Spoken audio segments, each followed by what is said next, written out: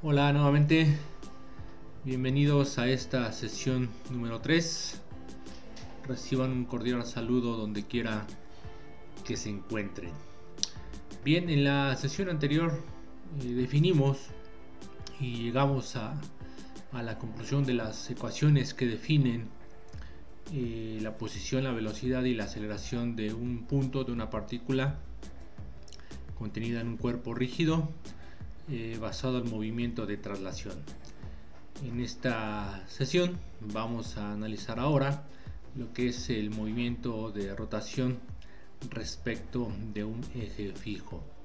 Este es uno de los movimientos más comunes, más populares del cuerpo rígido y donde encontramos cantidad. Yo creo que buena parte de las aplicaciones en una industria la podemos ver justamente ahí, de lo que es la rotación, ya que uno de los principales elementos, por ejemplo, que tienen estos sistemas son los motores. Los motores conllevan un eje que mediante una rotación realiza un trabajo o transmite simple y sencillamente movimiento, ¿de acuerdo? Entonces es uno de los movimientos más referenciados, más utilizados, y que en estos momentos nosotros lo vamos a analizar de tal suerte que podamos encontrar también y establecer sus ecuaciones que rigen la posición, la velocidad y la aceleración. Bien, para tal fin nosotros vamos a establecer nuevamente mi cuerpo sólido. Vamos a considerar esta figura, este diagrama que encontramos en este slide, ¿sí? Y vamos a suponer que a este cuerpo, a este elemento, se le coloca pues un alambre, un palillo, mediante el cual pues podemos justamente cogerlo de la parte inferior y poder mover este eje, y al momento que comience a girar, pues todo el cuerpo va a girar respecto de este eje, que en este caso lo estamos nombrando como el eje A', ¿sí? Atraviesa por su centro a este cuerpo rígido. Para esto también necesitamos fijar un punto que está obviamente contenido dentro de dicho cuerpo, el punto P. Nuevamente reiterando el hecho de que para poder definir, para poder determinar justamente la posición, la velocidad y la aceleración, hay que fijarnos, hay que establecer, hay que guiarnos mediante puntos que simple y sencillamente, siguiendo su trayectoria, pues nos van a ayudar a determinar dichas variables. Una vez que establecemos el punto P y asimismo establecemos nuestro sistema de referencia fijo justamente sobre el eje de rotación A', que si notamos en la figura, el eje de rotación así como el sistema de referencia, en este caso el eje X, el eje Z, coinciden justamente ambos, ¿de acuerdo? Esto se hace pues por conveniencia y para que se pueda entender con mayor claridad justamente este análisis. Entonces ya aquí tenemos perfectamente bien definidos el sistema de referencia y el punto P. Una vez que yo establezco la coordenada 0,0 o el origen, nuevamente como lo hicimos en la traslación, obtengo un vector de posición del punto P, que en este caso lo denotamos simplemente con el vector R. Y si ese punto ahora lo proyectamos de tal suerte que coincida con el eje de rotación, ¿sí? En este caso aquí está, es el punto B, se habrá formado entonces una línea BP, ¿de acuerdo? Que esta pues nos va a ayudar justamente a analizar este movimiento. Ahora bien, imaginemos que comenzamos a girar sobre su propio eje a este cuerpo. Ya comentamos el eje A', y comienza a girar, tal vez como está aquí en la representación de giro, sentido antihorario, y el punto P por consiguiente comienza a moverse mediante una trayectoria o empieza a generar una trayectoria de tipo circular, ¿de acuerdo? Entonces, dependiendo de la posición que se encuentre ese punto P, va a generar una trayectoria que va a tener por consecuencia un radio. En este caso pues sería el radio o la dimensión de la línea recta BP, ¿de acuerdo? Entonces se genera esa trayectoria circular mediante este segmento de línea BP, y el cual obviamente debe de permanecer totalmente constante. Entonces, si yo ahora proyecto el eje X, que nuevamente coincida ahora con el punto B, pues se va a generar justamente esta paralela, que básicamente me va a servir para establecer esta coordenada, ¿sí? Esta coordenada que nosotros lo vamos a registrar mediante el ángulo teta, y por consiguiente queda definida lo que sería la posición del punto P, ¿sí? En el plano ZX, ¿de acuerdo? Entonces esta línea que acabamos de proyectar respecto del eje X justamente nos da esa referencia para ver cómo se comienza a generar un ángulo debido a la rotación de la línea BP, y se genera por consiguiente este ángulo, y va a depender pues justamente de la cantidad de rotación que haya tenido, ¿de acuerdo? A este ángulo nosotros lo vamos a conocer, lo vamos a llamar como la coordenada angular del cuerpo rígido, y como lo comentamos, estamos haciéndolo girar en sentido horario, puesto que toda la referencia que se hace en los sistemas de ingeniería se apegan a lo que es los sistemas físicos, en donde se establece que el giro antihorario se considera como positivo, ¿de acuerdo?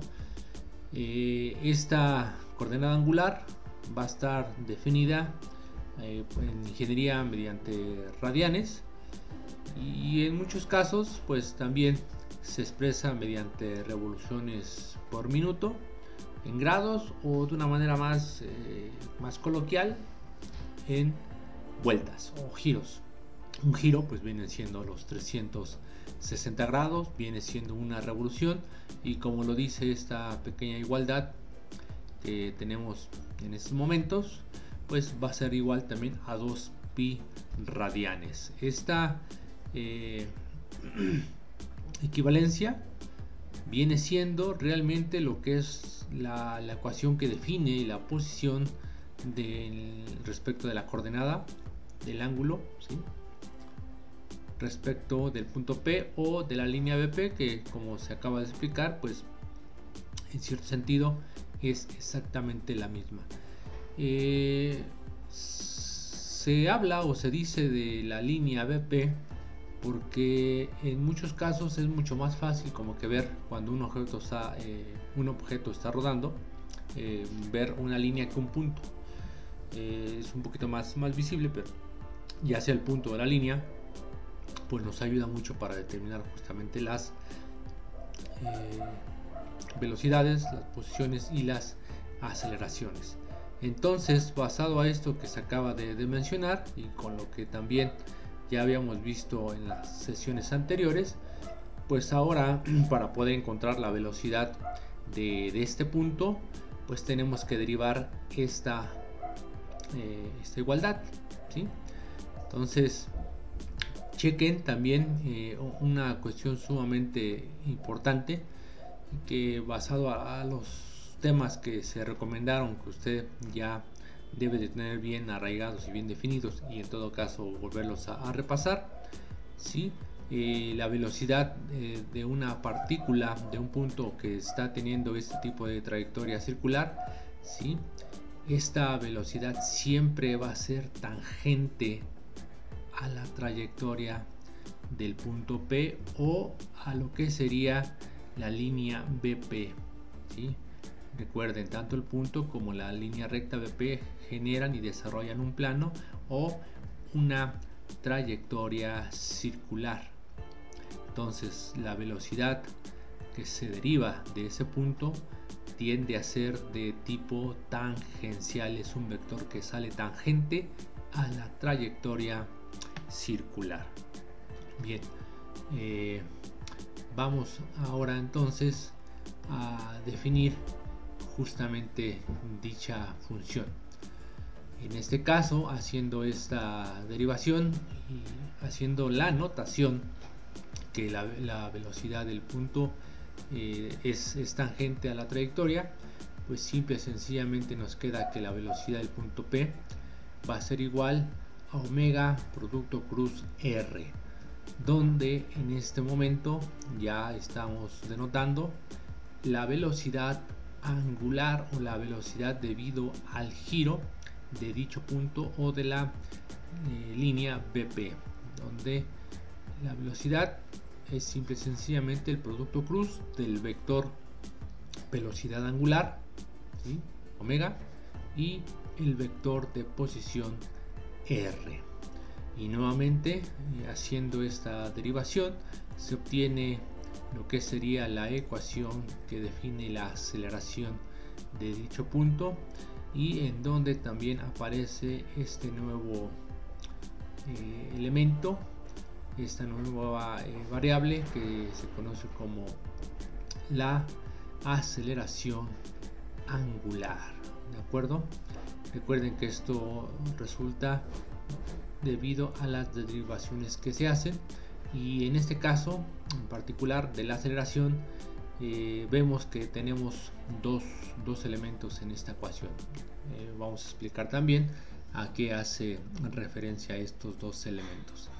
En la figura número 5 lo que estamos haciendo es nuevamente colocar el punto P. Ya aquí se especifica el vector velocidad del punto, que ya como se mencionó resulta ser tangente a dicha trayectoria, y lo que estamos especificando ahora son los vectores unitarios I, J y K, en el cual pues nosotros podemos entonces demostrar que el vector velocidad angular es el vector que se dirige hacia arriba, o que si lo viera por la otra vista como la vista superior, sería el vector que saliera de la pantalla, que sale del pizarrón, como se dice comúnmente, o que simplemente sale del papel, ¿de acuerdo? Entonces, de manera general, cuando el cuerpo rígido comienza a rotar, el vector velocidad angular, ¿sí?, comienza a crecer, comienza a generarse, y debido justamente a esa velocidad de rotación,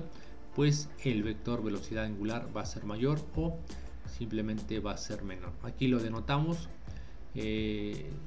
con un puntito, la variable de θ, que no es más que otra cosa la primera derivada de lo que es la función de posición, que es la que habíamos comentado, ¿no?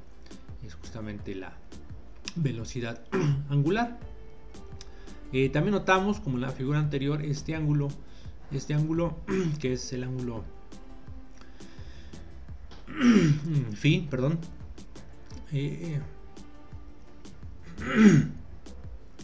que tiene como principal función establecer la relación trigonométrica entre la recta y lo que es el punto de origen del sistema de referencia fijo o establecido. Y aquí justamente lo podemos ver nuevamente como hace referencia a la velocidad.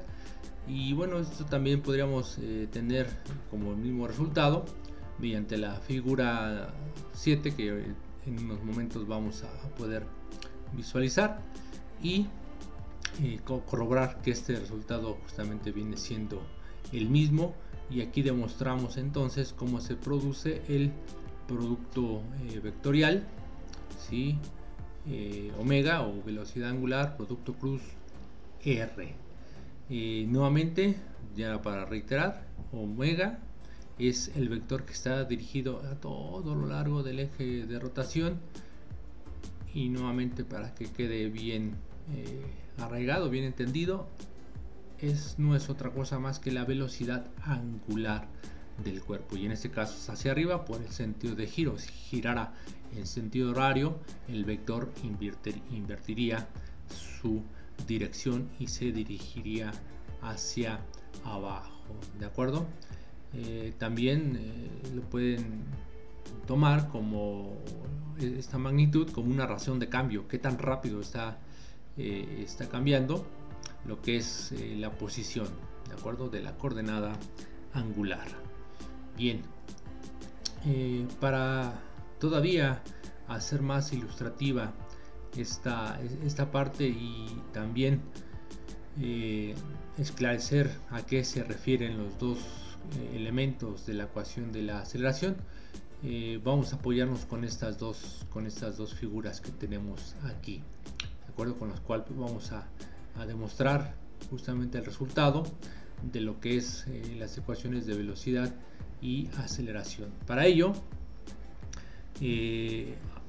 ahora sí que, como se comentó hace un instante, vamos a ver por la parte de arriba a este cuerpo rígido y vamos a hacer unos cortes transversales. Estos cortes transversales lo que van a hacer es justamente sacar los planos, en este caso el plano XY, y nuevamente vemos, considérese y tómense en cuenta que se está viendo en estos momentos de la parte superior ese mismo cuerpo rígido que vimos en la figura anterior. Lo único que hicimos fue cortarlo, pues como tenemos una papa literal, la cortamos y la vemos en esa vista. El punto P vuelve a aparecer, tenemos el vector de posición, y aquí ya claramente se puede ver el vector de velocidad, ¿sí? Vector velocidad del punto, no hay que confundir, ¿sí? Aquí muchos tenemos esa problemática que luego confundimos los conceptos de velocidad. Una cosa es la velocidad del punto P, es ¿sí? Que podríamos incluso también denotarlo así como la velocidad lineal, que en este caso va a ser tangente a la trayectoria circular, pero que al mismo tiempo, puesto que se trata de este producto, va a generar el vector velocidad angular, como aquí se denota, ¿de acuerdo? Nuevamente se dirige en esta dirección porque la placa representativa está girando en sentido antihorario. Bien, esto respecto de la figura número 6. Y si noten perfectamente bien, una cosa es la velocidad del punto, la velocidad tangencial, la velocidad lineal del punto P, y la otra que derivado de esa velocidad se genera o se comienza a desarrollar la velocidad angular de dicho cuerpo.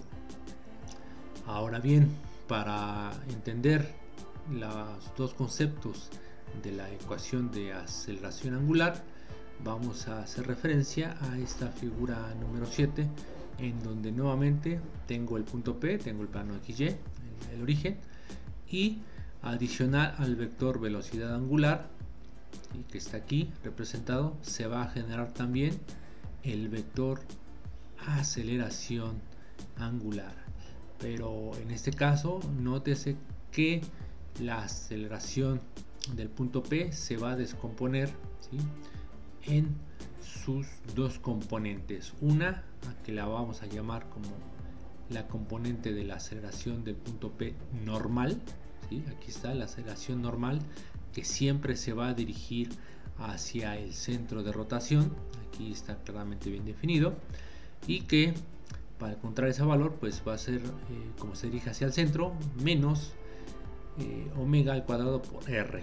Este vector entonces involucra a la velocidad angular y a lo que sería el vector de posición R, mientras que su componente angular, su componente tangencial de la aceleración es igual a lo que sería la aceleración angular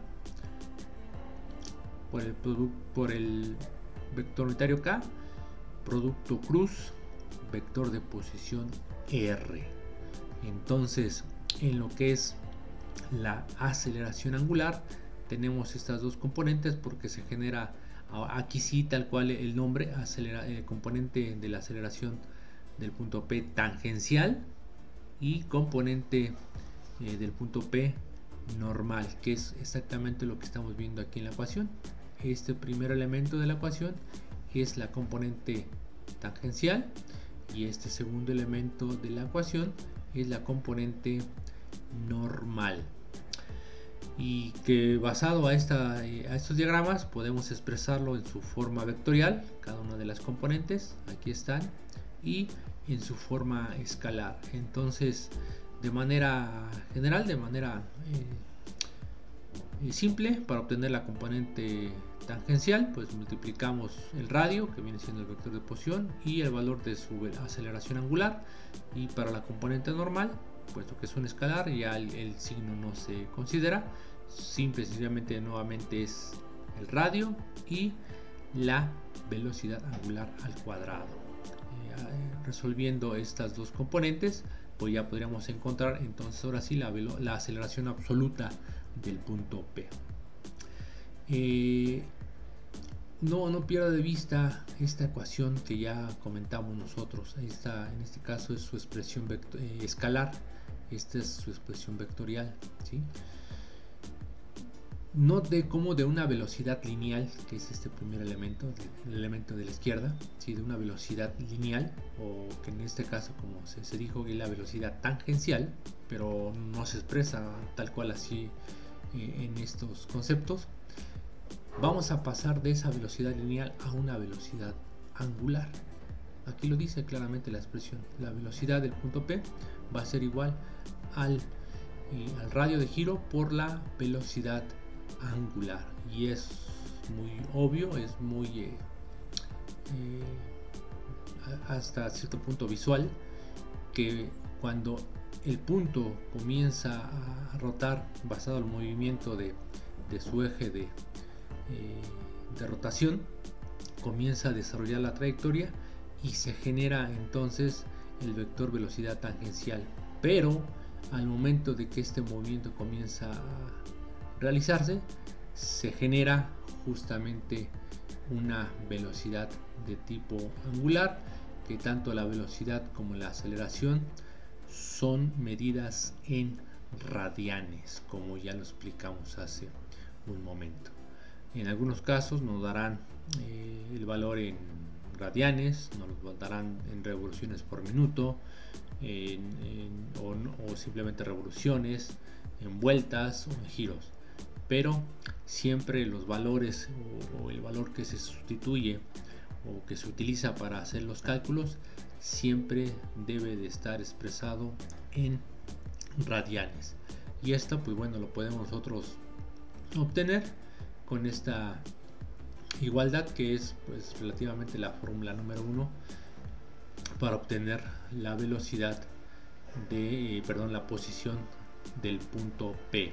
Una revolución, una vuelta, un giro es igual a 2 pi radianes, y eso es igual a 360 grados. Hasta cierto punto observe, una cosa es revoluciones, otra cosa es revoluciones por minuto, y también la otra revoluciones por segundo.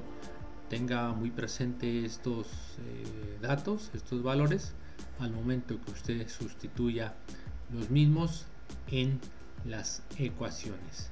Bien, entonces de manera general ya se explicaron